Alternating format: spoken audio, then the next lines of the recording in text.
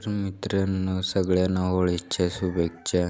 तर कुटकरनी याचे ट्रॅक्टरात भरून आणि मग इकडं टोकर न्यायला आलो होतो आणि यांचा दुसरा रस्ता आलो होता आणि यांनी पण पॅक कॅमेरा इकडे टोकरही तोडला चालू आता. तर ते तिकडे बघू शकता, ते तिकडे पुढे टोकर. मग इकडे मस्त तयारी होती होळी रचायची. तर हे बघू शकता. तर मित्र पेटवायची तयारी झाली. तर बघा